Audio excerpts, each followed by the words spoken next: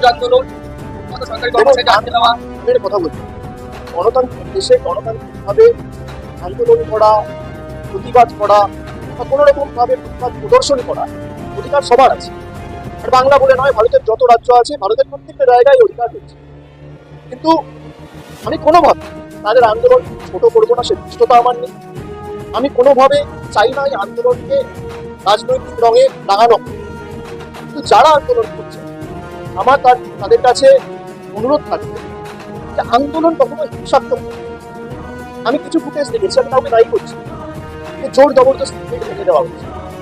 আন্দোলন কখনো উগ্র হয়, আন্দোলন কখনো হিংস্র হয়।